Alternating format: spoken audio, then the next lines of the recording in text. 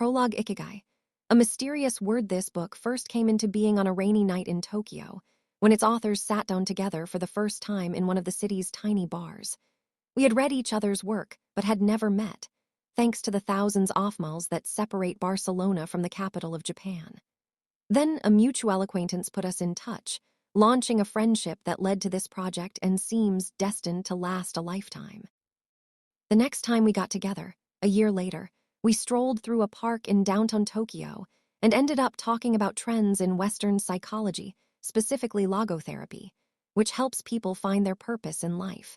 We remarked that Viktor Frankl's logotherapy had gone out of fashion among practicing therapists, who favored other schools of psychology, though people still search for meaning in what they do and how they live. We ask ourselves things like, what is the meaning of my life? Is the point just to live longer, or should I seek a higher purpose? Why do some people know what they want and have a passion for life? Willie authors languish in confusion. At some point in our conversation, the mysterious word ikigai came up. This Japanese concept, which translates roughly as the happiness of always being busy, is like logotherapy, but it goes a step beyond. It also seems to be one way of explaining the extraordinary longevity of the Japanese, especially on the island of Okinawa, where there are 24.55 people over the age of 100 for every 100,000 inhabitants, far more than the global average. Those who study why the inhabitants of this island in the south of Japan live longer than people anywhere else in the world believe that one of the keys, in addition to a healthful diet, a simple life in the outdoors, green tea, and the subtropical climate, its average temperature is like that of Hawaii, is the ikigai that shapes their lives. While researching this concept, we discovered that not a single book in fields of psychology or personal development is dedicated to bringing this philosophy to the West. Is ikigai the reason there are more centenarians in Okinawa than anywhere else? How does it inspire people to stay active until the very end? What is the secret to a long and happy life? As we explored the matter further, we discovered that one place in particular, Ajami, a rural town on the north end of the island with a population of 3,000, boasts the highest life expectancy in the world, a fact that has earned it the nickname the Village of Longevity. Okinawa is where most of Japan's shikiwasa, a lime-like fruit that packs extraordinary antioxidant punch, comes from. Could that be Ajami's secret to long life? Or is it the purity of the water used to brew its moringa tea? We decided to go study the secrets of the Japanese centenarians in person. After a year of preliminary research, we arrived in the village, where residents speak an ancient dialect and practice an animist religion that features long-haired forest sprites called bunagaya, with our cameras and recording devices in hand. As soon as we arrived, we could sense the incredible friendliness of its residents, who laughed and joked incessantly amid lush green hills fed by crystalline waters. As we conducted our interviews with the eldest residents of the town, we realized that something far more powerful than just these natural resources was at work. An uncommon joy flows from its inhabitants and guides them through the long and pleasurable journey of their lives. Again, the mysterious ikigai. But what is it exactly? How do you get it? It never ceased to surprise us that this haven of nearly eternal life was located precisely in Okinawa, where 200,000 innocent lives were lost at the end of World War II. Rather than harbor animosity toward outsiders, however, Okinawans live by the principle of Ikari Bachode, a local expression that means, treat everyone like a brother, even if you've never met them before. Turns out that one of the secrets to happiness of Ajami's residents is feeling like part of a community. From an early age, they practice uemaru, or teamwork, and so are used to helping one another. Nurturing friendships, eating light, getting enough rest, and doing regular, moderate exercise are all part of the equation of good health. But at the heart of the joie de vivre that inspires these centenarians to keep celebrating birthdays and cherishing each new day is their ikigai. The purpose of this book is to bring the secrets of Japan's centenarians to you and give you the tools to find your own ikigai. Because those who discover their ikigai have everything they need for a long and joyful journey through life. Happy travels, Hector Garcia and FRNCSC, MIRLLES. Ikigai, the art of staying young while growing old. What is your reason for being? According to the Japanese, everyone has an ikigai, what a French philosopher might call a raison d'être. Some people have found their ikigai, while others are still looking, though they carry it within them. Our ikigai is hidden deep inside each of us, and finding it requires a patient search. According to those born on Okinawa, the island with the most centenarians in the world, our ikigai is the reason we get up in the morning. Whatever you do, don't retire. Having a clearly defined ikigai brings satisfaction, happiness, and meaning to our lives. The purpose of this book is to help you find yours, and to share insights from Japanese philosophy on the lasting health of body, mind, and spirit. One surprising thing you notice, living in Japan, is how active people remain after they retire. In fact, many Japanese people never really retire. They keep doing what they love for as long as their health allows. There is, in fact, no word in Japanese that means retire in the sense of leaving the workforce for good, as in English. According to Dan Buettner, a National Geographic reporter who knows the country well, having a purpose in life is so important in Japanese culture that our idea of retirement simply doesn't exist there. The island of almost eternal youth. Certain longevity studies suggest that a strong sense of community and a clear-eyed find ikigai are just as important as the famously healthful Japanese diet, perhaps even more so. Recent medical studies of centenarians from Okinawa and other so-called blue zones, the geographic regions where people live longest, provide a number of interesting facts about these extraordinary human beings. Not only do they live much longer than the rest of the world's population, they also suffer from fewer chronic illnesses such as cancer and heart disease. Inflammatory disorders are also less common. Many of these centenarians enjoy enviable levels of vitality and health that would be unthinkable for people of advanced age elsewhere. Their blood tests reveal fewer free radicals, which are responsible for cellular aging, as a result of drinking tea and eating until their stomachs are nearly 80% full.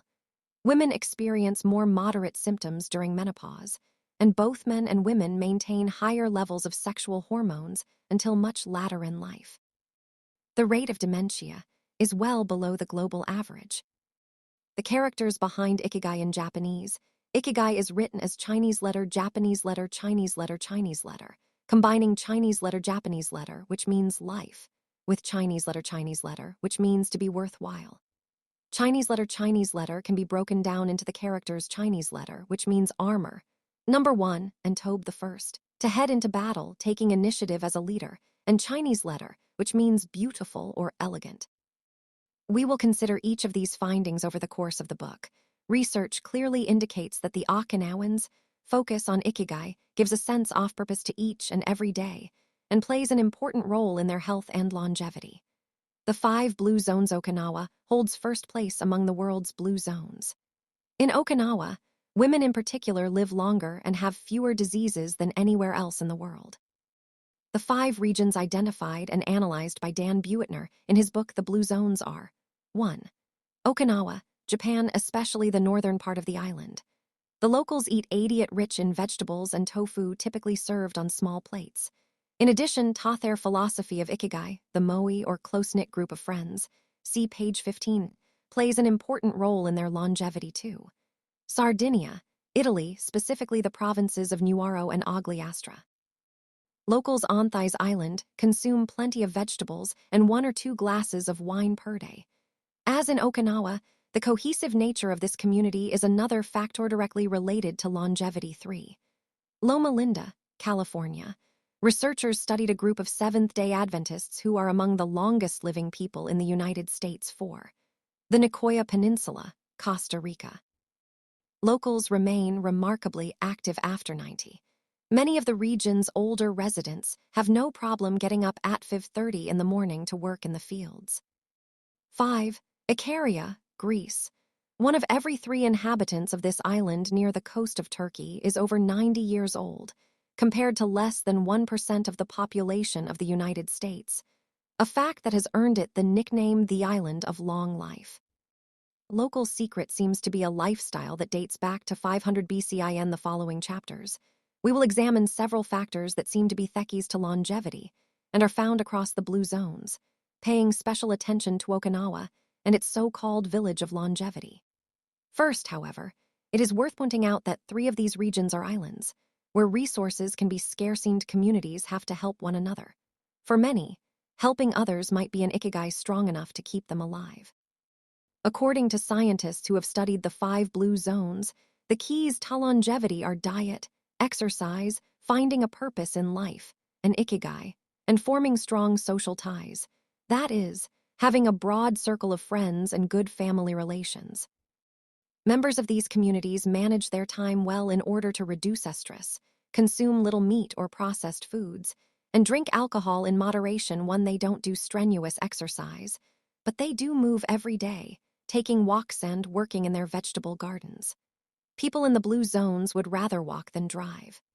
Gardening, which involves daily low-intensity movement, is a practice almost all of them have in common. The 80% secret, one of the most common sayings in Japan, is hara hache bu, which is repeated before or after eating and means something like, fill your belly to 80%. Wisdom advises against eating until we are full. This is why Okinawans stop eating when they feel their stomachs reach 80% of their capacity, rather than overeating and wearing down their bodies with long digestive processes that accelerate cellular oxidation.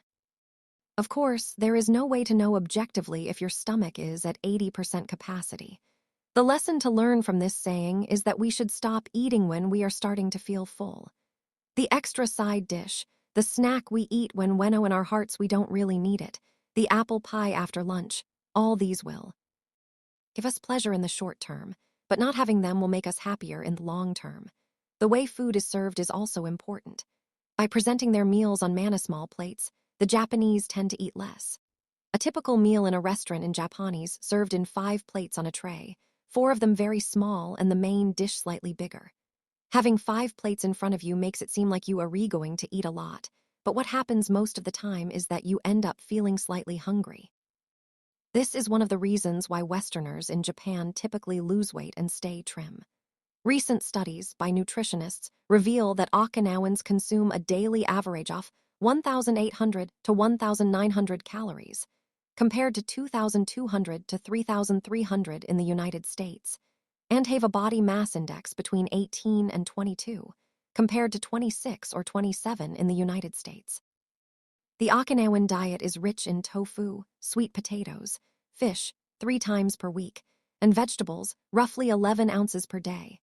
In the chapter dedicated to nutrition, we will see which healthy, antioxidant-rich foods are included in this 80%. Moe. Connected for life, it is customary in Okinawa to form close bonds within local communities.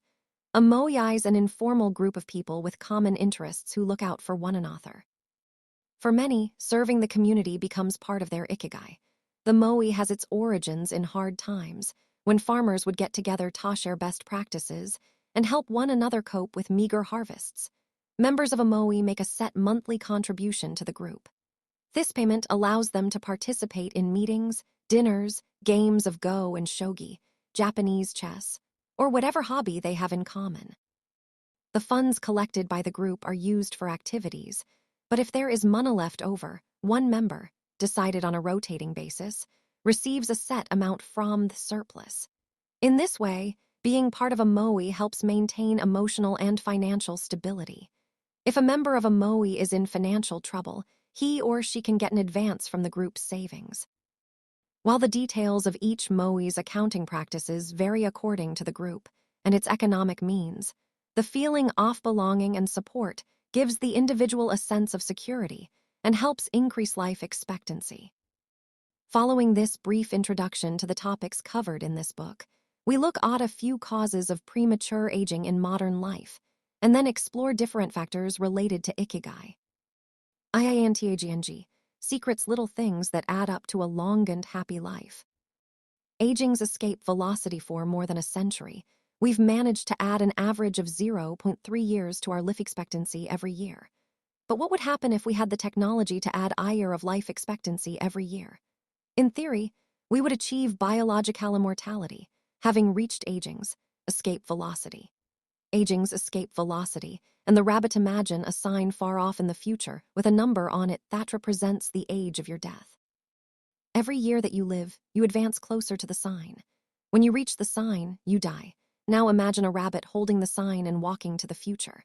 Every year that you live, the rabbit is half a year as far away. After a while, Yao will reach the rabbit and die.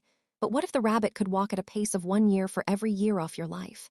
You would never be able to catch the rabbit, and they you would never die. The speed at which the rabbit walks to the future is our technology. The more we advance technology and knowledge of our bodies, the faster we can make the rabbit walk. Aging's escape velocity is the moment at which the rabbit walks at a pace of 1 year per year or faster, and we become immortal. Researchers with an eye to the future, such as Ray Kurzweil and Aubrey, claim that we'll reach this escape velocity in a matter of decades.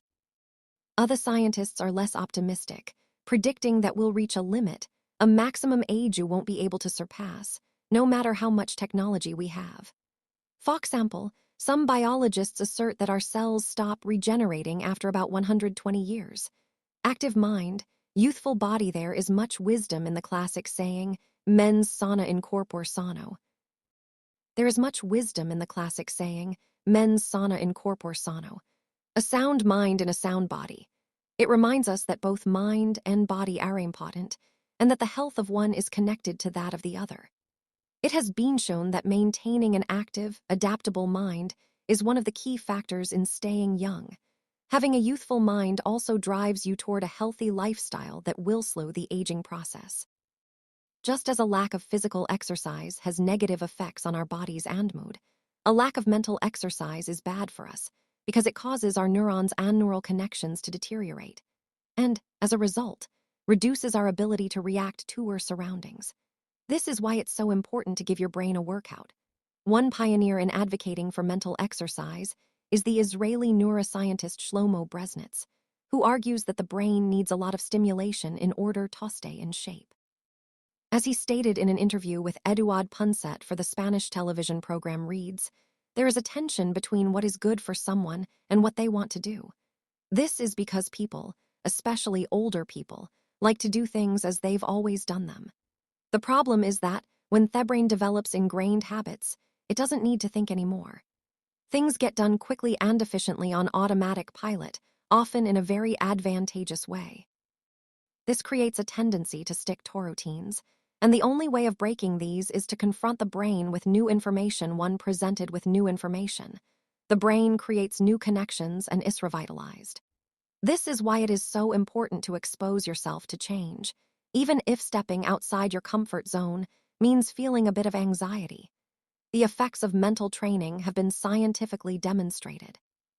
According to Collins Hemingway and Shlomo Bresnitz in their book Maximum Brain Power, Challenging the Brain for Health and Wisdom, mental training is beneficial on many levels. You begin exercising your brain by doing a certain task for the first time, he writes. And at first it seems very difficult, but as you learn how to do it, the training is already working. The second time, you realize that it's easier, not harder, to do, because you're getting better at it. This has a fantastic effect on a person's mood.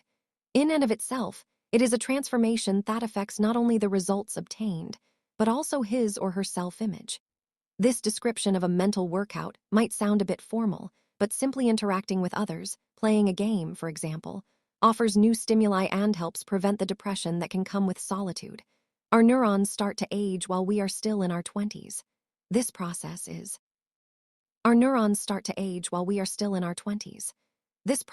slowed, however, by intellectual activity, curiosity, and a desire to learn.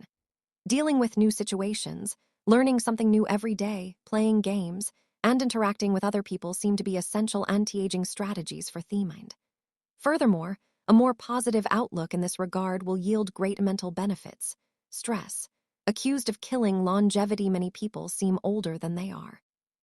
Research into the causes of premature aging has shown that stress has a lot to do with it, because the body wears down much faster during periods of crisis.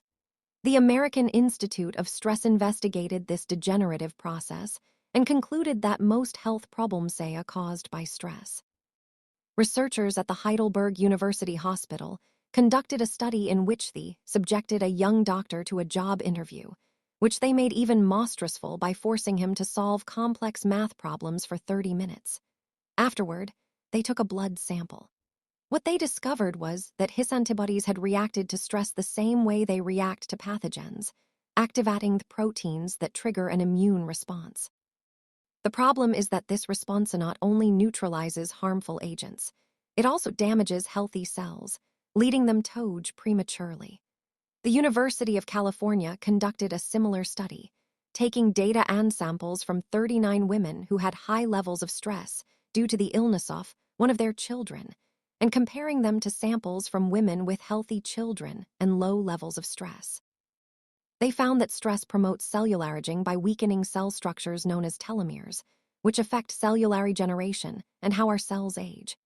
As the study revealed, the greater the stress, the greater the degenerative effect on cells. How does stress work? These days, people live at a frantic pace and in a nearly constant state of competition. At this fever pitch, stress is a natural response to the information being received by the body as potentially dangerous or problematic. Theoretically, this is a useful reaction, as it helps us survive in hostile surroundings. Over the course of our evolution, we have used this response to surroundings. Over the course of our evolution, we have used this response total with difficult situations and to flee from predators. The alarm that goes off in our head makes our neurons activate the pituitary gland, which produces hormones that release corticotropin, which in turn circulates through the body via the sympathetic nervous system. The adrenal gland is then triggered to release adrenaline and cortisol. Adrenaline raises our respiratory rate and pulse and prepares our muscles for action, getting the body ready to react to perceived danger, while cortisol increases the release of dopamine and blood glucose, which is what gets us charged up and allows us to face challenges. Cave dwellers, modern humans, were relaxed most of the time, work most of the time, and are alert to any and all threats, felt stress only in very specific situations. Are online or waiting for notifications from their cell phones 24 hours a day. The threats were real. A predator could end their lives at any moment. The brain associates the ping of a cell phone or an email notification with the threat of a predator. High doses of cortisol and adrenaline at moments of danger kept the body healthy. Low doses of cortisol flow constantly through the body, with implications for a range of health problems, including adrenal fatigue and chronic fatigue syndrome. These processes are, in moderation, beneficial. They help us overcome challenges in our daily lives. Nonetheless, the stress to which human beings are subjected today is clearly harmful. Stress has a degenerative effect over time. A sustained state of emergency affects the neurons associated with memory, as well as inhibiting the release of certain hormones, the absence of which can cause depression. Its secondary effects include irritability, insomnia, anxiety, and high blood pressure. As such, though challenges are good for keeping mind and body active, we should adjust our high-stress lifestyles in order to avoid the premature aging of our bodies. Be mindful about reducing stress whether or not the threats we perceive are real. Stress is an easily identifiable condition that not only causes anxiety, but is also highly psychosomatic, affecting everything from our digestive system to our skin. This is why prevention is so important in avoiding the toll that stress takes onus, and why many experts recommend practicing mindfulness. The central premise of this stress reduction method is focusing on the self, noticing our responses, even if they are conditioned by habit, in order to be fully conscious of them. In this way, we connect with the here and now and limit thoughts that tend to spiral out of control. We have to learn to turn off the autopilot that's steering us in an endless loop. We all know people who snack while talking on the phone or watching the news. You ask them if the omelet they just ate had onion in it. And they can't tell you, says Roberto Alcibar, who abandoned his fast-paced life to become a certified instructor of mindfulness after an illness threw him into a period of acute stress. One way to reach a state of mindfulness is through meditation, which helps filter the information that reaches us from the outside world. It can also be achieved through breathing exercises, yoga, and body scans. Achieving mindfulness involves a gradual process of training, but with a bit of practice, we can learn to focus our mind completely, which reduces stress and helps us live longer. A little stress is good for you while sustained. Intense stress is a known enemy of longevity and both mental and physical health. Low levels of stress have been shown to be beneficial. After observing a group of test subjects for more than 20 years, Dr. Howard S. Friedman, a psychology professor at the University of California, Riverside, discovered that people who maintained a low level of stress, who faced challenges and put their heart and soul into their work in order to succeed, lived longer than those who chose a more relaxed lifestyle and retired earlier. From these, he concluded that a small dose of stress is a positive thing, as those who live with low levels of stress tend to develop healthier habits, smoke less, and drink less alcohol too. Given this, it is not surprising that many of the supercentenarians, people who live to be 110 or more, whom we'll meet in this book, talk about having lived intense lives and working well into old age. A lot of sitting will age you. In the Western world in particular, the rise in sedentary behavior has led to numerous diseases such as hypertension and obesity, which in turn affect longevity. Spending too much time seated at work or at home not only reduces muscular and respiratory fitness, but also increases appetite and curbs the desire to participate in activities. Being sedentary can lead to hypertension, imbalanced eating, cardiovascular disease, osteoporosis, and even certain kinds of cancer. Recent studies have shown a connection between a lack of physical activity and the progressive distortion of telomeres in the immune system, which ages those cells and, in turn, the organism as a whole. This is a problem at all life stages, not only among adults. Sedentary children suffer from high rates of obesity and all its associated health issues and risks, which is why it's so important to develop a healthy and active lifestyle at an early age. It's easy to be less sedentary. It just takes a bit of effort and a few changes to your routine. We can access a more active lifestyle that makes us feel better inside and out. We just have to add a few ingredients to our everyday habits, walk to work, or just go on a walk for at least 20 minutes each day. Use your feet instead of an elevator or escalator. This is good for your posture, your muscles, and your respiratory system, among other things. Participate in social or leisure activities so that you don't spend too much time in front of the television. Replace your junk food with fruit, and you'll have less of an urge to snack and more nutrients in your system. Get the right amount of sleep. 7 to 9 hours is good, but any more than that makes us lethargic. Play with children or pets, or join a sports team. This not only strengthens the body, but also stimulates the mind and boosts self-esteem. Be conscious of your daily routine in order to detect harmful habits and replace them with more positive ones. By making these small changes, we can begin to renew our bodies and minds and increase our life expectancy. A model's best kept secret.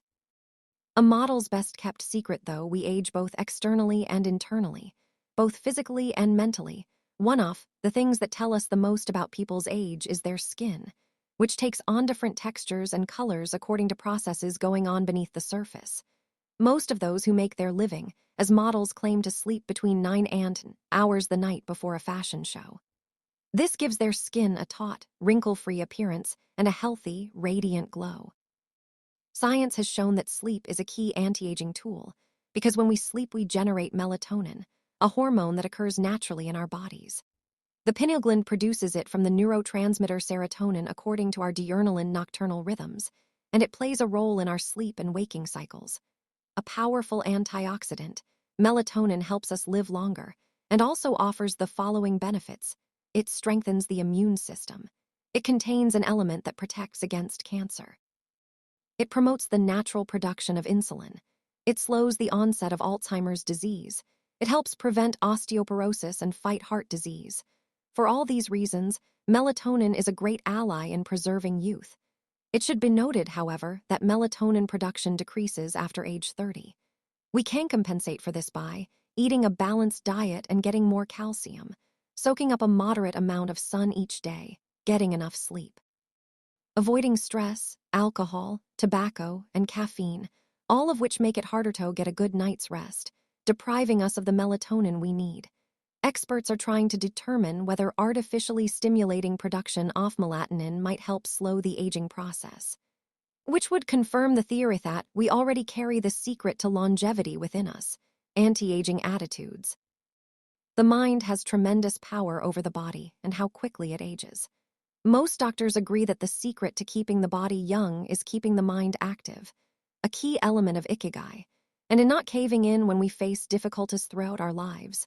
One study, conducted at Yeshiva University, found that the people who live the longest have two dispositional traits in common: a positive attitude and a high degree of emotional awareness. In other words, those who face challenges with a positive outlook and are able to manage their emotions are already well on their way toward longevity. A stoic attitude, serenity in the face of a setback, can also help keep Yaoyang, as it lowers anxiety and stress levels and stabilizes behavior. This can be seen in the greater life expectancies of certain cultures with unhurried, deliberate lifestyles. Many centenarians and supercentenarians have similar profiles. They have had full lives that were difficult at times, but they knew how to approach the challenges with a positive attitude and not be overwhelmed by the obstacles they faced. Alexander Amich, who in 2014 became the world's oldest living man at age 111, knew he had good genes, but understood that other factors contributed, too. The life you live is equally or more important for longevity, he said in an interview with Reuters after being added to Guinness World Records in 2014, an ode to longevity during our stay in Ajami, the village that holds the Guinness record for longevity. A woman who was about to turn 100 years old sang the following song for us in a mixture of Japanese and the local dialect to keep healthy and have a long life. Eat just a little of everything with relish, go to bed early, get up early, and then go out for a walk. We live each day with serenity and we enjoy the journey. To keep healthy and have a long life, we get on well with all of our friends. Spring, summer, fall, winter, we happily enjoy all the seasons. The secret is to not get distracted by how old the fingers are.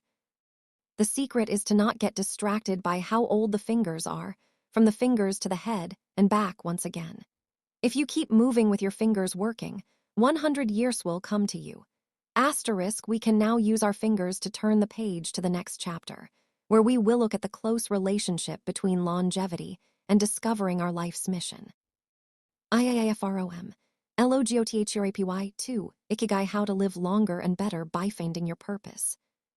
What is logotherapy? A colleague once asked Viktor Frankl to define his school of psychology in a single phrase, to which Frankl replied, "Well, in logotherapy the patient sits up straight and has to listen to things that are, on occasion, hard to hear." The colleague had just described psychoanalysis to him in the following terms. In psychoanalysis, the patient lies down on a couch and tells you things that are, on occasion, hard to say. Frankl explains that one of the first questions he would ask his patients was, "Why do you not commit suicide?"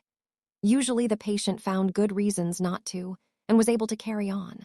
What, then, does logotherapy do? One, the answer is pretty clear. It helps you find reasons to live. Logotherapy pushes patients to consciously discover their life's purpose in order to confront their neuroses. Their quest to fulfill their destiny then motivates them to press forward, breaking the mental chains of the past and overcoming whatever obstacles they encounter along the way. Something to Live For, a study conducted by Frankl in his Vienna clinic, found that among both patients and personnel, around 80% believed that human beings needed a reason for living.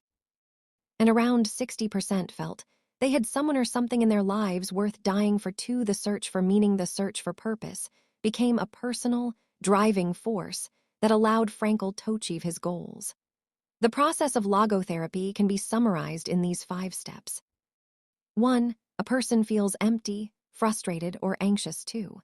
The therapist shows him that what he is feeling is the desire to have a meaningful life. 3.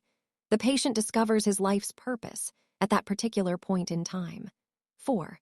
Of his own free will, the patient decides to accept or reject that destiny. 5. This newfound passion for life helps him overcome obstacles and sorrows. Frankl himself would live and die for his principles and ideals.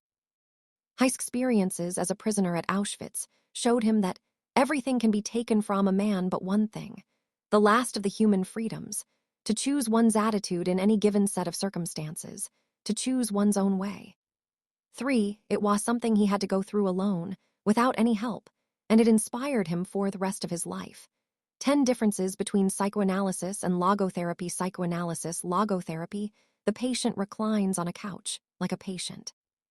The patient sits facing the therapist, who guides him or her without passing judgment, is retrospective. It looks to the past, looks toward the future, is introspective.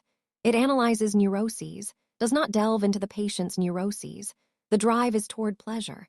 The drive is toward purpose and meaning.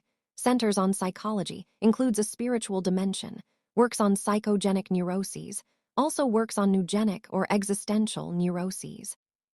Analyzes the unconscious origin of conflicts, instinctual dimension. Deals with conflicts when and where they arise, spiritual dimension. Limits itself to the patient's instincts, also deals with spiritual realities, is fundamentally incompatible with faith, is compatible with faith, seeks to reconcile conflicts and satisfy impulses and instincts, seeks to help the patient find meaning in his life and satisfy his moral principles. Fight for yourself. Existential frustration arises when our life is without purpose, or when that purpose is skewed. In Frankl's view, however, there is no need to see this frustration as an anomaly or a symptom of neurosis.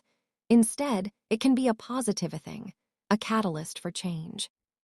A catalyst for change. Logotherapy does not see this frustration as mental illness, the way other forms of therapy do, but rather as spiritual anguish, a natural and beneficial phenomenon that drives those who suffer from it to seek a cure, whether on their own or with the help of others, and in so doing to find greater satisfaction in life. It helps them change their own destiny. Logotherapy enters the picture if the person needs help doing this, if he needs guidance in discovering his life's purpose and later in overcoming conflicts, so he can keep moving toward his objective. In Man's Search for Meaning, Frankl cites one of Nietzsche's famous aphorisms: "He who has a why to live for can bear with almost any how." Based on his own experience, Frankl believed that our health depends on that natural tension that comes from comparing what we've accomplished so far with what we'd like to achieve in the future. What we need, then, is not a peaceful existence, but a challenge we can strive to meet by applying all the skills at our disposal. Existential crisis, on the other hand, is typical of modern societies in which people do what they are told to do, or what others do, rather than what they want to do. They often try to fill the gap between what is expected of them and what they want for themselves with economic power or physical pleasure, or benumbing their senses. It can even lead to suicide. Sunday neurosis, for example, is what happens when, without the obligations and commitments of the work week, the individual realizes how empty he is inside. He has to find a solution. Above all, he has to find his purpose, his reason for getting out of bed, his ikigai. I feel empty inside. In a study conducted at the Vienna Polyclinic Hospital, Frankl's team found that 55% of the patients they interviewed were experiencing some degree of existential crisis, for according to logotherapy, discovering one's purpose in life helps an individual fill that existential void. Frankl, a man who faced his problems and turned his objectives into actions, could look back on his life in peace as he grew old. He did not have to envy those still enjoying their youth, because he had amassed a broad set of experiences that showed he had lived for something. Better living through logotherapy. A few key ideas: we don't create the meaning of our life. As Sartre claimed, we discover it. We each have a unique reason for being, which can be adjusted or transformed many times over the years. Just as worry often brings about precisely the thing that was feared, excessive attention to a desire, or hyperintention, can keep that desire from being fulfilled. Humor can help break negative cycles and reduce anxiety. We all have the capacity to do noble or terrible things. The side of the equation we end up on depends on our decisions, not on the condition in which we find ourselves. In the pages that follow, we will look at 4 cases from Frankl's own practice in order to better understand the search for meaning and purpose. Case study: Viktor Frankl in German concentration camps. As in those that would later be built in Japan and Korea, psychiatrists confirmed that the prisoners with the greatest chance of survival were those who had things they wanted to accomplish outside the camp, those who felt a strong need to get out of there alive. This was true of Frankl, who, after being released and successfully developing the school of logotherapy, realized he had been the first patient of his own practice. Frankl had a goal to achieve, and it made him persevere. He arrived at Auschwitz carrying a manuscript that contained all the theories and research he had compiled over the course of his career, ready for publication. When it was confiscated, he felt compelled to write it all over again, and that need drove him and gave his life meaning amid the constant horror and doubt of the concentration camp. So much so that over the years, and especially when he fell ill with typhus, he would jot down fragments and key words from the lost work in any scrap of paper he found. Case study: the American diplomat and important North American diplomat went to Frankl to pick up where he left off with a course of treatment he had started 5 years earlier in the United States. When Frankl asked him why he'd started therapy in the first place, the diplomat answered that he hated his job and his country's international policies, which he had to follow and enforce. His American psychoanalyst, whom he'd been seeing for years, insisted he make peace with his father so that his government and his job, both representations of the paternal figure, would seamless disagreeable. Frankl, however, showed him in just a few sessions that his frustration was due to the fact that he wanted to pursue a different career, and the diplomat concluded his treatment with that idea in mind. 5 years later, the former diplomat informed Frankl that he had been working during that time in a different profession, and that he was happy. In Frankl's view, the man not only didn't need all those years off psychoanalysis, he also couldn't even really be considered a patient in need of therapy. He was simply someone in search of a new life's purpose. As soon as he found it, his life took on deeper meaning. Case study: the suicidal mother. The mother of a boy who had died at age 11 was admitted to Frankl's clinic after she tried to kill herself and her other son. It was this other son, paralyzed since birth, who kept her from carrying out her plan. He did believe his life had a purpose, and if his mother killed them both, it would keep him from achieving his goals. The woman shared her story in a group session. To help her, Frankl asked another woman to imagine a hypothetical situation in which she lay on her deathbed, old and wealthy but childless. The woman insisted that, in that case, she would have felt her life had been a failure. When the suicidal mother was asked to perform the same exercise, imagining herself on her deathbed, she looked back and realized that she had done everything in her power for her children, for both of them. She had given her paralyzed son a good life, and he had turned into a kind, reasonably happy person. To this she added, crying, "As for myself, I can look back peacefully on my life, for I can say my life was full of meaning, and I have tried hard to live it fully. I have done my best. I have done my best for my son. My life was no failure. Have done my best. I have done my best for my son. My life was no failure." In this way, by imagining herself on her deathbed and looking back, the suicidal mother found the meaning that, though she was not aware of it, her life already had. Case study: the grief-stricken doctor and elderly doctor, unable to overcome the deep depression into which he'd fallen after the death of his wife 2 years earlier, went to Frankl for help. Instead of giving him advice or analyzing his condition, Frankl asked him what would have happened if he had been the one who died first. The doctor, horrified, answered that it would have been terrible for his poor wife, that she would have suffered tremendously. To which Frankl responded, "You see, doctor, you have spared her all that suffering, but the price you have to pay for these is to survive and mourn her." The doctor didn't say another word. He left Frankl's office in peace, after taking the therapist's hand in his own. He was able to tolerate the pain in place of his beloved wife. His life had been given a purpose.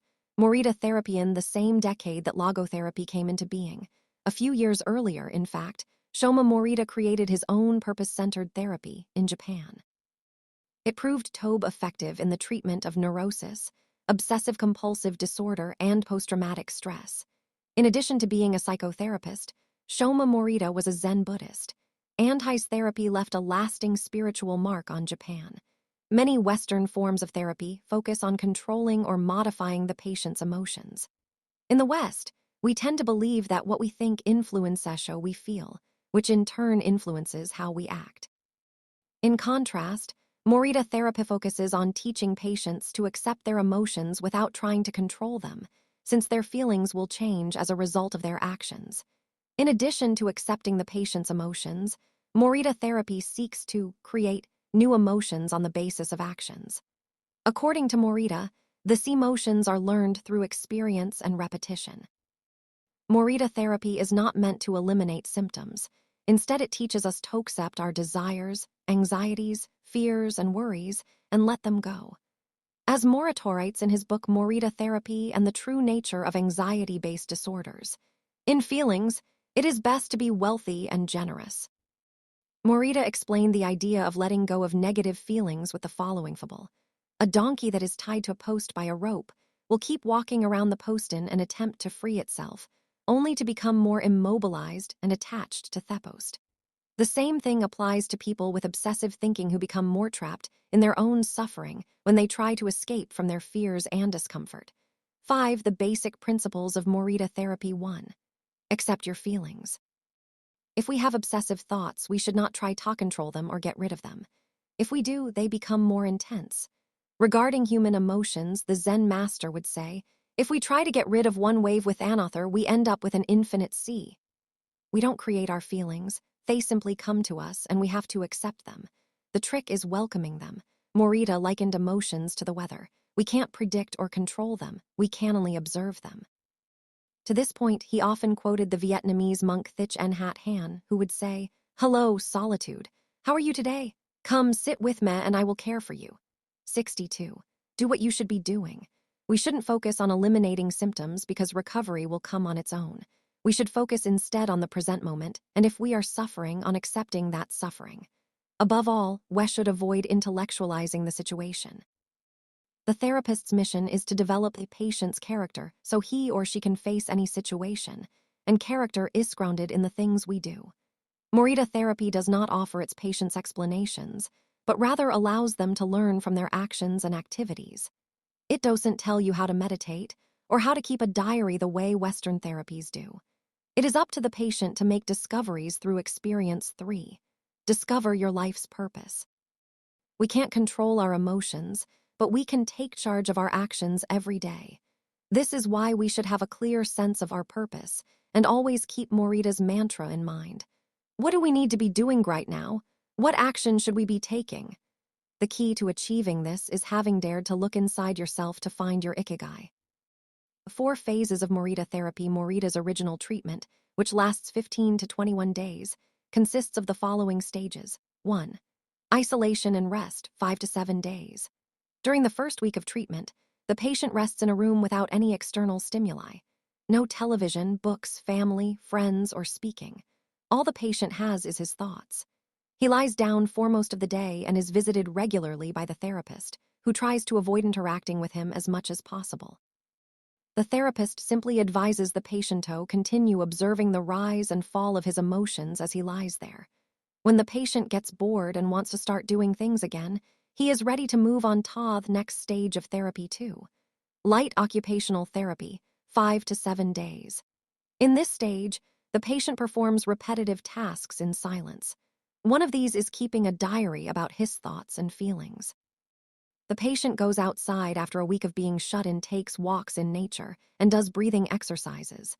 He also starts doing simple activities, such as gardening, drawing, or painting. During this stage, the patient is still not allowed to talk to anyone except the therapist. 3. Occupational therapy, 5 to 7 days. In this stage, the patient performs tasks that require physical movement. Dr. Morita liked to take his patients to the mountains to chop wood.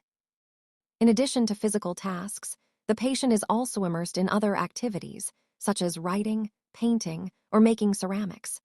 The patient can speak with others at this stage, but only about the tasks at hand. 4. The return to social life and the real world. The patient leaves the hospital and is reintroduced to social life, but maintains the practices of meditation and occupational therapy developed during treatment. The idea is to re-enter society as a new person, with a sense of purpose, and without being controlled by social or emotional pressures. Nikken meditation. Morita was a great Zen master of Nikken introspective meditation. Much of his therapy draws on his knowledge and mastery of this school, which centers on 3 questions the individual must ask him or herself. 1. What have I received from person X? 2. What have I given to person X? 3. What problems have I caused person X? Through these reflections, we stop identifying others as the cause of our problems and deepen our own sense of responsibility. As Morita said, If you angry and want to fight, think about it for 3 days before coming to blows. After 3 days, the intense desire to fight will pass on its own. Now, Ikigai logotherapy and Morita therapy are both grounded in a personal, unique experience that you can access without therapists or spiritual retreats. The mission of finding your Ikigai, your existential fuel. Once you find it, it is only a matter of having the courage and making the effort to stay on the right path. In the following chapters, we'll take a look at the basic tools you'll need to get moving along that path. Finding flow in the tasks you've chosen to do, eating in a balanced and mindful way, doing low-intensity exercise, and learning not to give in when difficulties arise. In order to do this, you have to accept that the world, like the people who live in it, is imperfect, but that it is still full of opportunities for growth and achievement. Are you ready to throw yourself into your passion as if it were the most important thing in the world? IVFIND, flow in everything you do, how to turn work and free time into spaces for growth. We are what we repeatedly do. Excellence, then, is not an act but a habit. Aristotle, going with the flow. Imagine you are skiing down one of your favorite slopes. Powdery snow flies upon both sides of you like white sand. Conditions are perfect. You are entirely focused on skiing as well as you can. You know exactly how to move at each moment. There is no future, no past. There is only the present. You feel the snow, your skis, your body, and your consciousness united as a single entity. You are completely immersed in the experience, not thinking about or distracted by anything else. Your ego dissolves, and you become part of what you are doing. This is the kind of experience Bruce Lee described with his famous, "Be water, my friend." We've all felt our sense of time vanish when we lose ourselves in an activity we enjoy. We start cooking, and before we know it, several hours have passed. We spend an afternoon with a book and forget about the world going by until we notice the sunset and realize we haven't eaten dinner. We go surfing and don't realize how many hours we have spent in the water until the next day, when our muscles ache. The opposite can also happen. When we have to complete a task we don't want to do. Every minute feels like a lifetime, and we can't stop looking at our watch. As the quip attributed to Einstein goes, put your hand on a hot stove for a minute, and it seems like an hour. Sit with a pretty girl for an hour, and it seems like a minute. That is relativity. The funny thing is that someone else might really enjoy the same task, but we want to finish as quickly as possible. What makes us enjoy doing something so much that we forget about whatever worries we might have while we do it? When are we happiest? These questions can help us discover our Ikigai. The power of flow. These questions are also at the heart of psychologist Mihaly Csikszentmihalyi's research into the experience of being completely immersed in what we are doing. Csikszentmihalyi called this state flow and described it as the pleasure, delight, creativity, and process when we are completely immersed in life. There is no magic recipe for finding happiness, for living according to your Ikigai, but one key ingredient is the ability to reach this state of flow and Thruthai's state to have an optimal experience. In order to achieve this optimal experience, we have to focus on increasing the time we spend on activities that bring us to this state of flow, rather than allowing ourselves to get caught up in activities that offer immediate pleasure, like eating too much, abusing drugs or alcohol, or stuffing ourselves with chocolate in front of. The TVAS Csikszentmihalyi asserts in his book Flow. The psychology of optimal experience. Flow is the state in which people are so involved in an activity that nothing else seems to matter. The experience itself is so enjoyable that people will do it even at great cost, for the sheer sake of doing it. Is not only creative professionals who require the high doses of concentration that promote flow.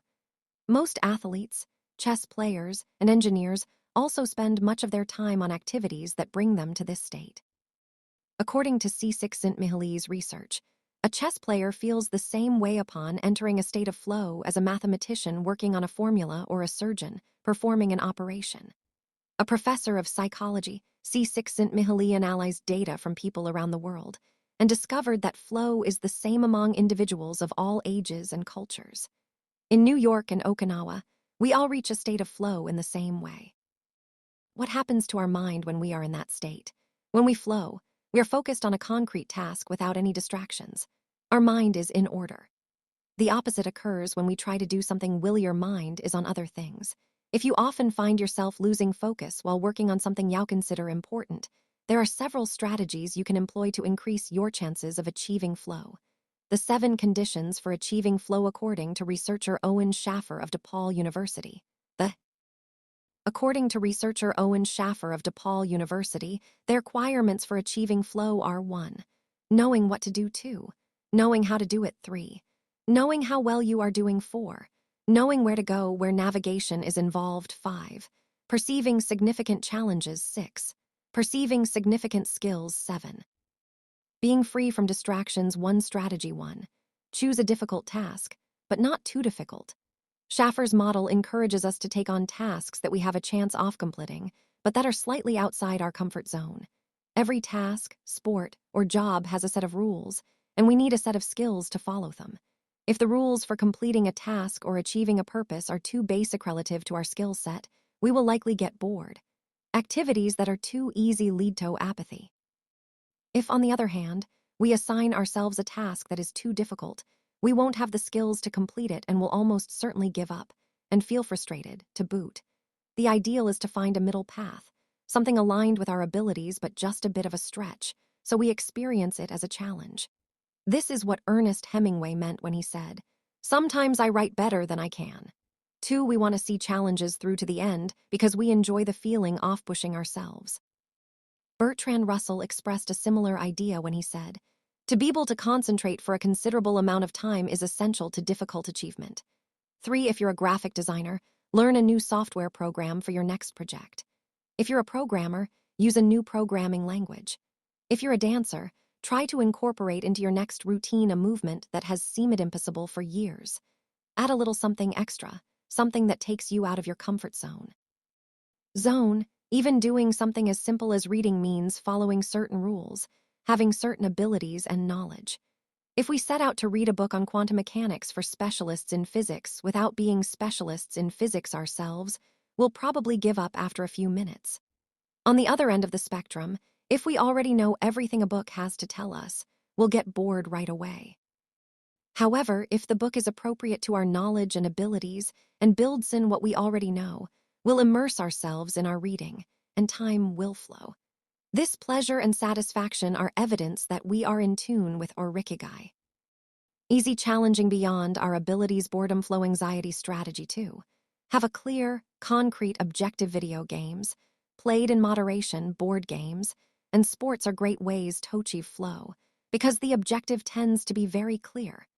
Beat your rival or your own record while following a set of explicitly defined rules. Unfortunately, the objective isn't quite as clear in most situations. According to a study by Boston Consulting Group, when asked about their bosses, the number 1 complaint of employees at multinational corporations is that they do communicate the team's mission clearly. And that, as a result, the employees don't know what their objectives are. What often happens, especially in big companies, is that the executives get lost in the details of obsessive planning, creating strategies to hide the fact that they don't have a clear objective. It's like heading out to sea with a map, but no destination. It is much more important to have a compass pointing to a concrete objective than to have a map. Joy Ito, director of the MIT Media Lab, encourages us to use the principle of compass over maps as a tool to navigate our world of uncertainty. In the book Whiplash, How to Survive Our Faster Future, he and Jeff Howe write, in an increasingly unpredictable world moving ever more quickly, a dead-old map may lead you deep into the woods at an unnecessarily high cost. A good compass, though, will always take you where you need to go. It doesn't mean that you should start your journey without any idea where you're going. What it does mean is understanding that, while the path to your goal may not be straight, you'll finish faster and more efficiently than you would have if you had trudged along a pre-planned route. Business, the creative professions, and education alike, it's important to reflect on what we hope to achieve before starting to work, study, or make something. We should ask ourselves questions such as, what is my objective for today's session in the studio? How many words am I going to write today for the article coming out next month? What is my team's mission? How fast will I set the metronome tomorrow in order to play that sonata at an allegro tempo by the end of the week? Having a clear objective is important in achieving flow. but we also have to know how to leave it behind when we get down to business. Once the journey has begun, we should keep this objective in mind without obsessing over it.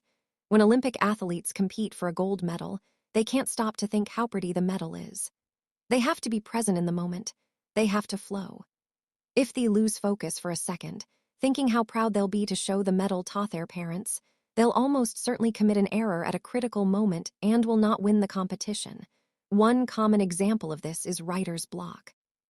Imagine that a writer has to finish a novel in 3 months. The objective is clear. The problem is that the writer can't stop obsessing over it. Every day she wakes up thinking, I have to write that novel. And every day she sets about reading the newspaper and cleaning the house. Every evening she feels frustrated and promises she'll get to work the next day. Days, weeks, and months pass, and the writer still hasn't gotten anything down on the page, when all it would have taken was to sit down and get that first word out, then the second. To flow with the project, expressing her ikigai. As soon as you take these first small steps, your anxiety will disappear and you will achieve a pleasant flow in the activity you're doing.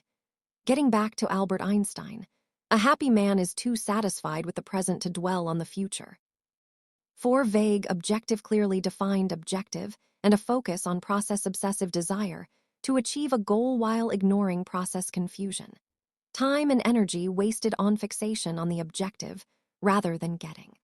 Confusion. Time and energy wasted on meaningless tasks, flow fixation on the objective rather than getting down to business mental block, flow mental block. Strategy 3.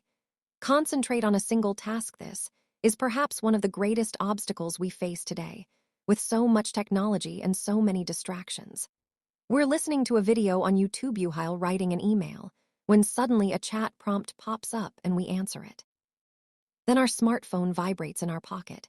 Just as soon as we respond to that message, we're back at our computer, logging onto Facebook.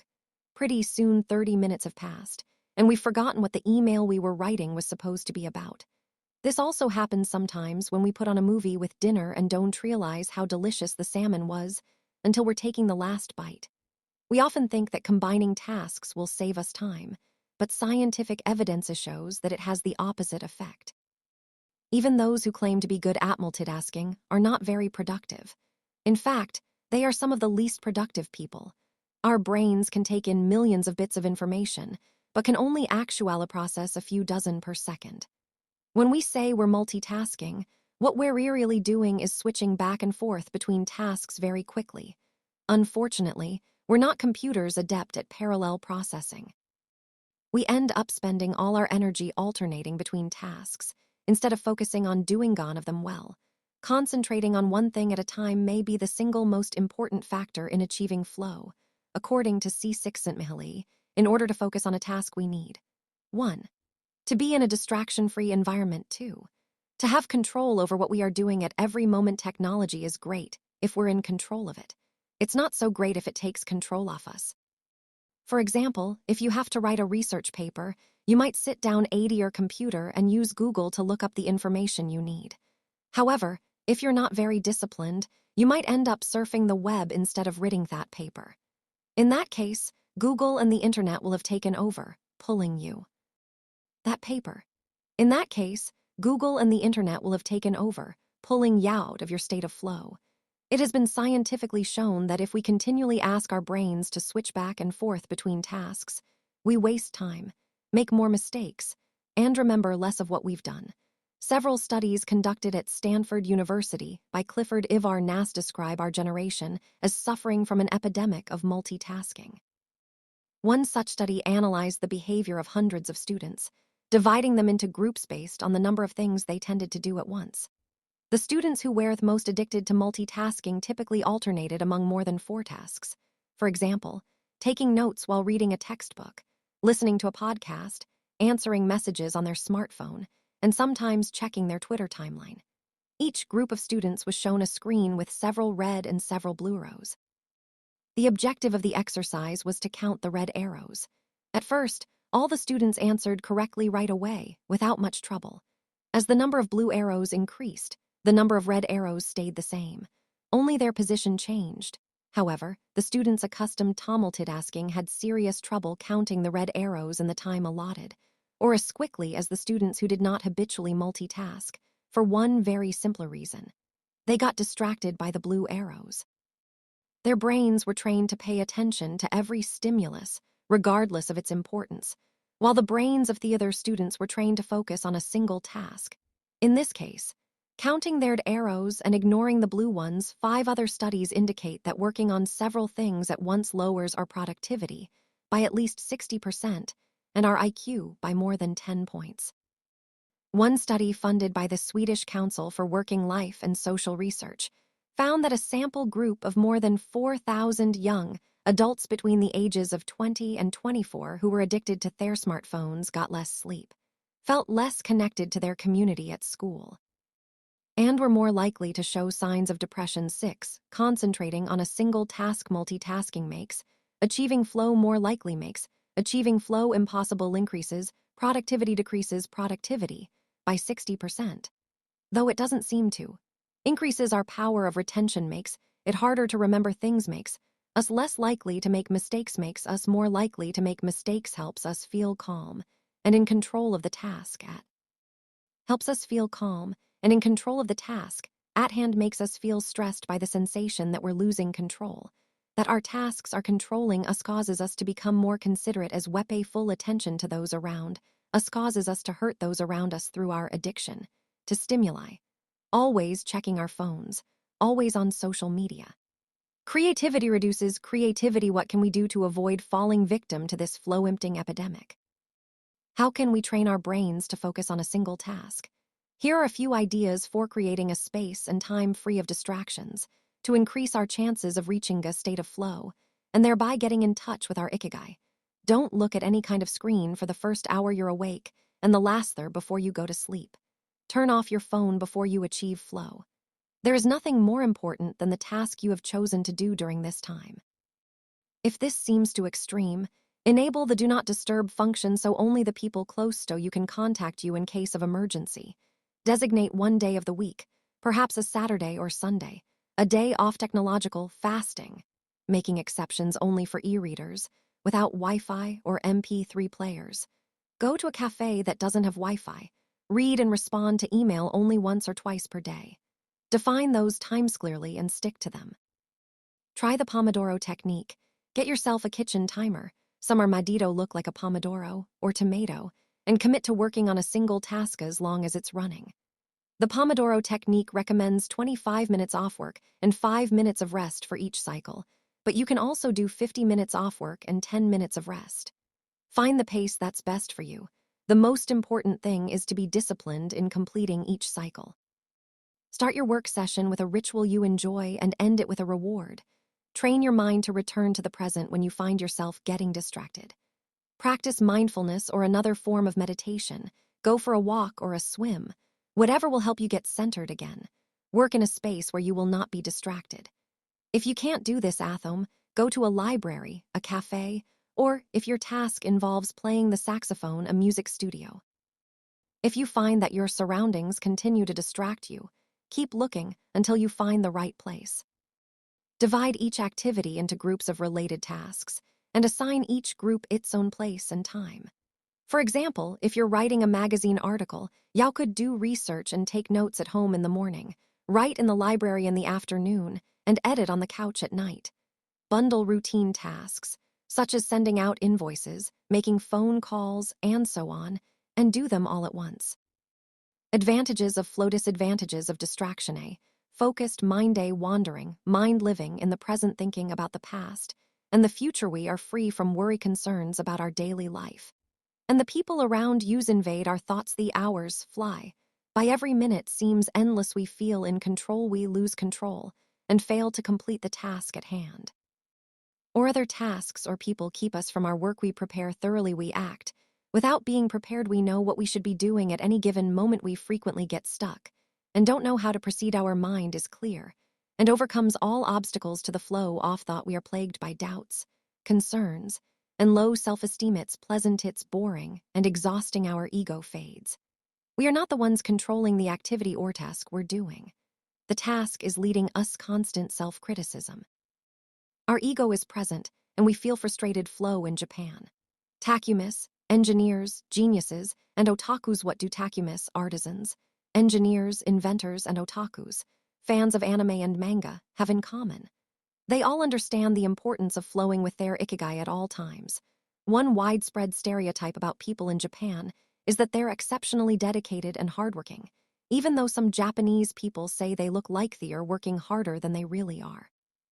There is no doubt, though, about their ability to be completely absorbed in a task, or about their perseverance when there is a problem to be solved.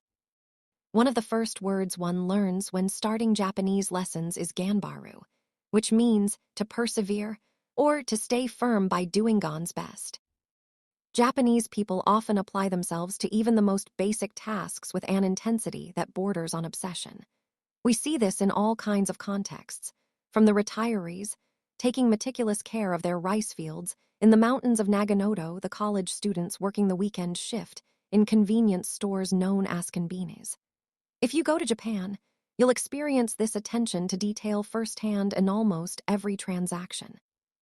Walk into one of the stores that sell handcrafted objects in Naha, Kanazawa, or Kyoto, and you'll also discover that Japan is a treasure trove of traditional craftwork. The people of Japan have a unique talent for creating new technologies while preserving artisanal traditions and techniques. The art of the Takumi Toyota employs artisans who are able to make a certain type of screw by hand. These Takumi, or experts in a particular manual skill, are extremely important to Toyota, and they are hard to replace. Some of them are the only people who know how to perform their exact skill, and it doesn't seem as though a new generation is going to take up the mantle. Turntable needles are another example. They're produced almost exclusively in Japan, where you can find the last remaining people who know how to use the machinery required to make these precision needles, and who are trying to pass on their knowledge to their descendants. We met a Takumi on a visit to Kumano, a small town near Hiroshima. We were there for the day, working on a photo essay for one of the most famous brands of makeup brushes in the West. The billboard welcoming visitors to Kumano shows a mascot holding a large brush. In addition to the brush factories, the town is full of little houses and vegetable gardens. Heading farther in, you can see several Shinto shrines at the base of the mountains that surround the town. We spent hours taking photos in factories full of people in orderly rows, each doing a single task, such as painting the handles of the brushes or loading boxes off them onto trucks. Before we realized we still hadn't seen anyone actually putting bristles into the brush heads. After we asked about this and got the runaround several times, the president of one company agreed to show us how it was done. He led us out of the building and asked us to get into his car. After a 5-minute drive, we parked next to another, smaller structure and climbed the stairs. He opened a door and we walked into a small room filled with windows that let in lovely natural light.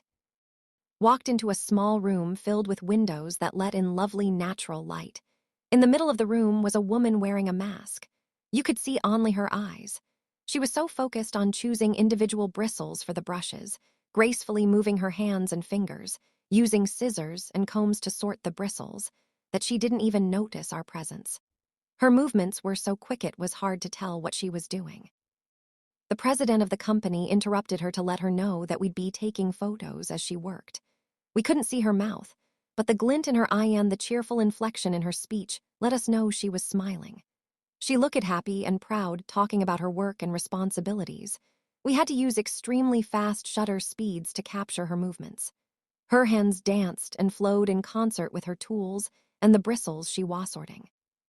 The president told us that this Takumi was one of the most important people in the company, even though she was hidden away in a separate building. Every bristle of every brush the company made pass through her hands. Steve Jobs in Japan. Apple co-founder Steve Jobs was a big fan of Japan. Not only did he visit the sauna factories in the 1980s and adopt many of their methods when he founded Apple, he was also captivated by the simplicity and quality of Japanese porcelain in Kyoto. It was not, however, an artisan from Kyoto who won Steve Jobs' devotion, but rather a Takumi from Toyama named Yukio Shakanaga, who used a technique called Echu Sitoyaki, known by only a few. On a visit to Kyoto, Jobs heard of an exhibition of Shakanaga's work. He immediately understood that there was something special about Shakanaga's porcelain. As a matter of fact, he bought several cups, vases, and plates and went back to the show 3 times that week. Jobs returned to Kyoto several times over the course of his life in search of inspiration and ended up meeting Shakunaga in person. It is said that Jobs had many questions for him, almost all of them about the fabrication process and the type of porcelain he used. Shakunaga explained that he used white porcelain he extracted himself from mountains in the Toyama prefecture, making him the only artist of his ilk. Familiar with the fabrication process of porcelain objects from their origins in Themontins to their final form, an authentic Takumi, Jobs was so impressed that he considered going to Toyama to see the mountain where Shakunaga got his porcelain, but thought better of it when he heard that it was more than 4 hours by train from Kyoto. In an interview after Jobs's death, Shakunaga said he was very proud that his work had been appreciated by the man who created the iPhone. He added that Jobs's last purchase from him had been a set of 12 teacups. Jobs had asked for something special, a new style. To satisfy this request, Shakunaga made 150 teacups in the process of testing out new ideas. Of these, he chose the 12 bestand sent them to the Jobs family.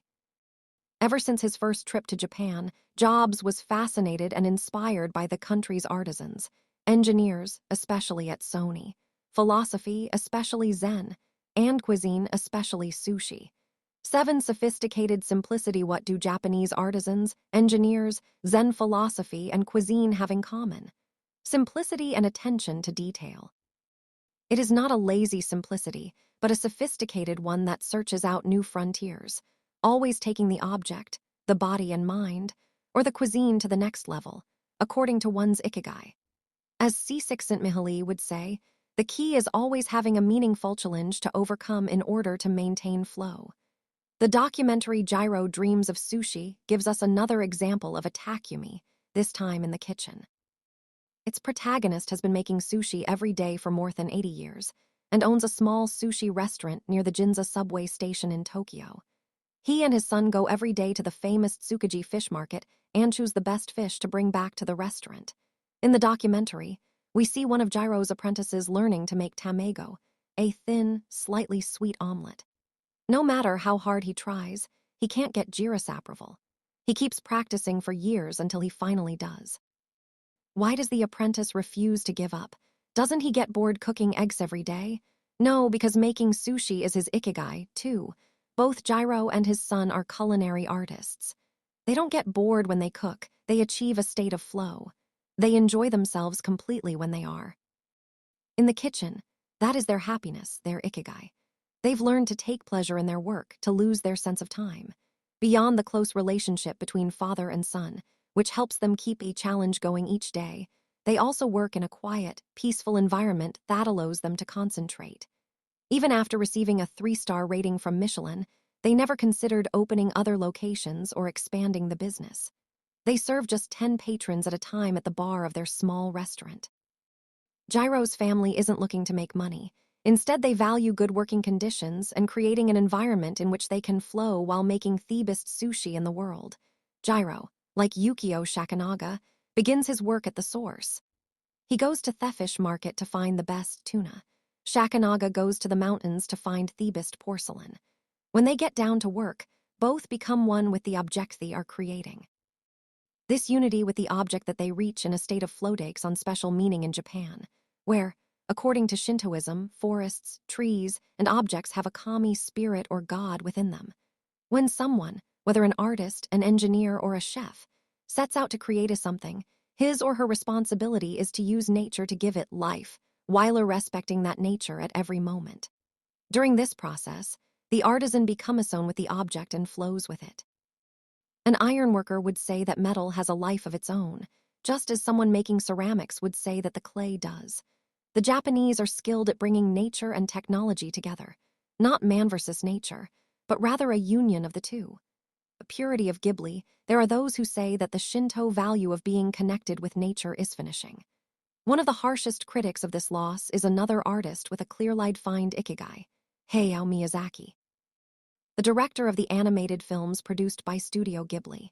In nearly all his films we see humans, technology, fantasy, and nature in a state of conflict. and in the end, coming together. One of the most poignant metaphors in his film Spirited Away is an obese spirit covered in trash that represents the pollution of the rivers. In Miyazaki's films, forests have personalities, trees have feelings, and robots befriend birds. Considered a national treasure by the Japanese government, Miyazaki is an artist capable of becoming completely absorbed in his art. He uses a cell phone from the late 1990s, and he makes his entire team draw by hand. He directs his films by rendering on paper even the tiniest detail, achieving flow by drawing, not by using a computer. Thanks to this obsession on the director's part, Studio Ghibli is one of the only studios in the world where almost the entire production process is carried out using traditional techniques. Those who have visited Studio Ghibli know that it is fairly typical, on a given Sunday, to see a solitary individual tucked away in a corner, hard at work, a man in simple clothes who will greet them with an ohio, hello, without looking up. Miyazaki is so passionate about his work that he spends many Sundays in the studio, enjoying the state of flow, putting his ikigai above all else. Visitors note that under no circumstances is one to bother Miyazaki, who is known for his quick temper, especially if he is interrupted while drawing. In 2013, Miyazaki announced he was going to retire. To commemorate his retirement, the television station NHK made a documentary showing him in his last days at work. He is drawing in nearly every scene of the film. In one scene, several of his colleagues are seen coming out of a meeting, and there he is drawing in a corner, paying no attention to them. In another scene, he is shown walking to work on December 30, a national holiday in Japan, and opening the doors of Studio Ghibli so he can spend the day there, drawing alone. Miyazaki can't stop drawing. The day after his retirement, instead of going on vacation or staying at home, he went to Studio Ghibli and sat down to draw. His colleagues put on their best poker faces, not knowing what to say. 1 year later, he announced he wouldn't make any more feature films, but that he would keep on drawing until the day he died. Can someone really retire if he is passionate about what he does? The recluses it is not only the Japanese who have this capacity. There are artists and scientists all over the world with strong, clear ikigais. They do what they love until their dying day. The last thing Einstein wrote before closing his eyes forever was a formula that attempted to unite all the forces of the universe in a single theory. When headied, he was still doing what he loved. If he hadn't been a physicist, he said, he would have been happy as a musician. When he wasn't focused on physics or mathematics, he enjoyed playing the violin. Reaching a state of flow while working on his formulas or playing music, his two ikigais brought him indulged pleasure.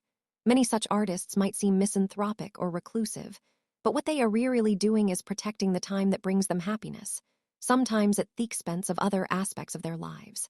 They are outliers who apply the principles of flow to their lives to an extreme. Another example of this kind of artist is the novelist Haruki Murakami. He's only a close circle of friends and appears in public in Japan only once every few years. Artists know how important it is to protect their space, control their environment, and be free of distractions if they want to flow with their ikigai, microflow. Enjoying mundane tasks, but what happens when we have to, say, do the laundry, mow the lawn, or attend to paperwork? Is there a way to make these mundane tasks enjoyable? Near the Shinjuku subway station, in one of the neural centers of Tokyo, there is a supermarket that still employs elevator operators. The elevators are fairly standard and could easily be operated by the customers, but the store prefers to provide the service of someone holding the door open for you, pushing the button for your floor, and bowing as you exit. If you ask around, you'll learn that there is one elevator operator who has been doing the same job since 2004. She is always smiling and enthusiastic about her work. How is she able to enjoy such a job? Doesn't she get bored doing something so repetitive? On closer inspection, it becomes clear that the elevator operator is not just pushing buttons, but is instead performing a whole sequence of movements. She begins by greeting the customers with a song-like salutation, followed by a bow and a welcoming wave of the hand. Then she presses the elevator button with a graceful movement, as though she is a geisha offering a client a cup of tea. Csikszentmihalyi calls this microflow. We've all been bored in a class or at a conference and started doodling to keep ourselves entertained, or whistled while painting a wall. If we're not truly being challenged, we get bored and add a layer of complexity to amuse ourselves. Our ability to turn routine tasks into moments of microflow, into something we enjoy, is key to our being happy, since we all have to do such tasks. Even Bill Gates washes the dishes every night. He says he enjoys it, that it helps him relax and clear his mind, and that he tries to do it a little better each day, following an established order or set of rules he's made for himself. Plates first, forks second, and so on. It's one of his daily moments of microflow. Richard Feynman, one of the most important physicists of all time, also took pleasure in routine tasks. W. Daniel Hillies, one of the founders of the supercomputer manufacturer Thinking Machines, hired Feynman to work on the development of a computer that could handle parallel processing when he was already world famous. He says Feynman showed up on his first day of work and said, "Okay, boss, what's my assignment?" They didn't have anything prepared. Sathi asked him to work on a certain mathematical problem. He immediately realized they were giving him an irrelevant task to keep him busy and said, "That sounds like a bunch of baloney. Give me something real to do." They sent him to a nearby shop to buy office supplies, and he completed his assignment with a smile on his face. When he didn't have something important to do or needed to rest his mind, Feynman dedicated himself to microflowing, say, painting the office walls. Weeks later, after visiting the Thinking Machines offices, a group of investors declared, "You have a Nobel laureate in their painting walls and soldering circuits." Vacations. Getting there through meditation training the mind can get us to a place of flow more quickly. Meditation is one way to exercise our mental muscles. There are many types of meditation, but they all have the same objective: calming the mind, observing our thoughts and emotions, and centering our focus in a single object. The basic practice involves sitting with a straight back and focusing on your breath. Anyone can do it, and you feel a difference after just one session. By fixing your attention on the air moving in and out of your nose, you can slow the torrent of thoughts and clear your mental horizons. The archer's secret. The winner of the 1988 Olympic gold medal for archery was a 17-year-old woman from South Korea. When asked how she prepared, she replied that the most important part of her training was meditating for 2 hours each day.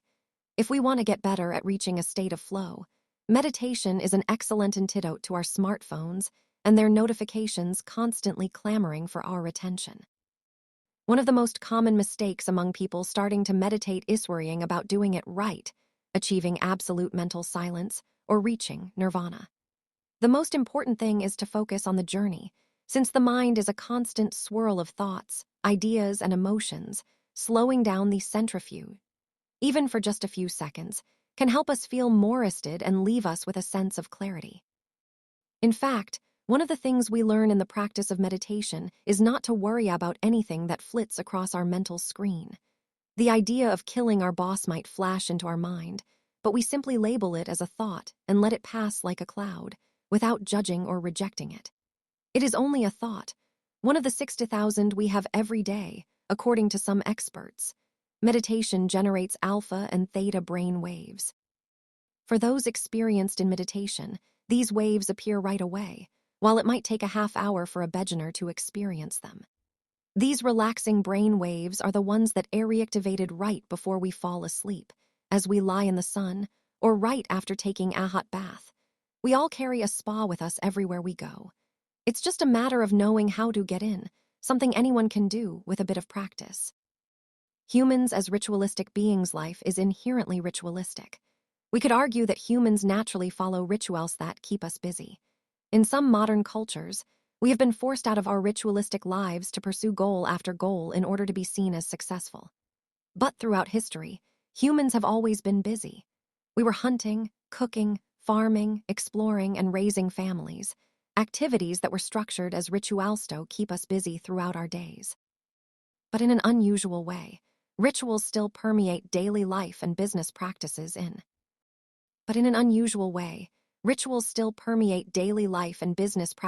in modern Japan. The main religions in Japan, Confucianism, Buddhism, and Shintoism, are all ones in which the rituals are more important than absolute rules. When doing business in Japan, process, manners, and how you work on something is more important than the final results. Whether this is good or bad for the economy is beyond the scope of this book. What is indisputable, though, is that finding flow in a ritualistic workplace is much easier than in one in which we are continually stressed out trying to achieve unclear goals set by our bosses. Rituals give us clear rules and objectives, which help us enter a state of flow. When we have only a big goal in front of us, we might feel lost or overwhelmed by it. Rituals help us by giving us the process, the sub-steps, on the path to achieving a goal. When confronted with a big goal, try to break it down into parts and then attack each part one by one. Focus on enjoying your daily rituals, using them as tools to enter a state of flow. Don't worry about the outcome, it will come naturally. Happiness is in the doing, not in the result. As a rule of thumb, remind yourself, rituals over goals. The happiest people are not the ones who achieve the most.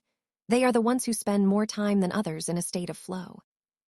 Using flow to find your ikigai. After reading this chapter, you should have a better idea of which activities in your life make you enter flow.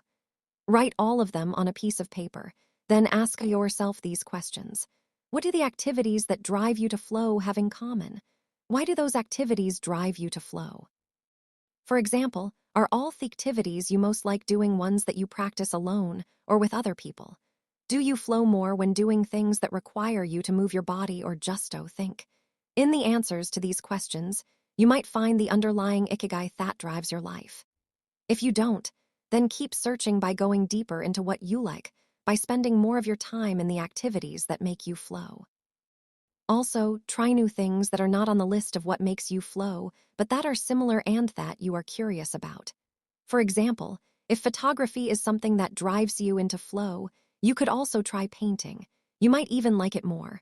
Or if you love snowboarding and have never tried surfing. Flow is mysterious. It is like a muscle. The more you train it, the more you will flow, and the closer you will be to your ikigai. VMASDRS, of longevity, words of wisdom from the longest living people in the world. When we started working on this book, we didn't want to just research the factors that contribute to a long and happy life.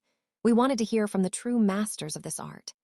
The interviews we conducted in Okinawa merit their own chapter, but in the section that precedes it, we have provided an overview of the life philosophies of a few international champions of longevity. We're talking about supercentenarians, people who live to 110 years of age or more. The term was coined in 1970 by Norris McWhirter, editor of the Guinness Book of World Records. Its use became more widespread in the 1990s, after it appeared in William Strauss and Neil Howe's generations. Today, there are an estimated 300 to 450 supercentenarians in the world, although the age of only around 75 of them has been confirmed. They aren't superheroes, but we could see them as such for having spent far more time on this planet than the average life expectancy would predict. Given the rise in life expectancy around the world, the number of supercentenarians might also increase. A healthy and purposeful life could help us join their ranks. Let's take a look at what a few of them have to say. Misao Akawa, 117. Eat and sleep, and you'll live a long time. You have to learn Torlax. According to the Gerontology Research Group, until April 2015, the oldest living person in the world was Misao Akawa, who passed away in a care facility in Osaka, Japan, after living for 117 years and 27 days. The daughter of a textile merchant, she was born in 1898, when Spain lost its colonies in Cuba and the Philippines, and the United States annexed Hawaii and launched Pepsi-Cola. Until she was 110, this woman, who lived in 3 different centuries, cared for herself unassisted. When specialists asked about her self-care routine, Misao answered simply, eating sushi and sleeping, to which we should add, having a tremendous thirst. For life, when they inquired about her secret for longevity, she answered with a smile, I ask myself the same thing. That Japan continues to be a factory of long life. In July of the same year, Sakari Mami passed away at 112 years and 150 days old. At the time, he was the oldest man in the world, though he was younger than 57 women. Maria Capovilla, 116. I've never eaten meat in my life. Born in Ecuador in 1889, Maria Capovilla was recognized by Guinness as the world's oldest person. She died of pneumonia in 2006, at 116 years and 347 days old, leaving behind 3 children, 12 grandchildren, and 20 great-great-great-grandchildren. She gave one of her last interviews at age 107, sharing her memories and her thoughts. "I'm happy, and I give thanks to God, who keeps me going. I never thought I'd live so long. I thought I'd die long ago. My husband, Antonio Capavilla, was the captain of a ship. He passed away at 84. We had 2 daughters and a son, and now I have many grandchildren and great-grandchildren. Things were better back in the old days. People behaved better. We used to dance, but we were more restrained. There was this one song I loved dancing to, Maria by Louis Alarcon. I still remember most of the words. I also remember many prayers and say them every day. I like the waltz and can still dance it. I also still make crafts. I still do some of the things I did when I was in school too." When she had finished recalling her past, she began to dance, one of her great passions, with an energy that made her seem decades younger. When asked about her secret for longevity, she responded simply, "I don't know what the secret to long life is. The only thing I do is I've never eaten meat in me life. I attribute it to that." Calment, 122. Everything's fine. Born in Arles, France in February 1875, Jean Calment lived until August 41,997, making her, at 122, the oldest person of verified age in history. She jokingly said that she competed with Methuselah, and there is no question that. Thatch broke numerous records as she went on celebrating birthdays. She died of natural causes at the end of a happy life during which she dented herself almost nothing. She rode a bicycle until she turned 100. She lived on her own until 110, when she agreed to move into a nursing home after accidentally starting a small fire in her apartment. She stopped smoking at 120, when her cataracts started making it hard for her to bring a cigarette to her lips. One of her secrets may have been her sense of humor. As she said on her 120 birthday, "I see badly, I hear badly, and I feel bad, but everything's fine."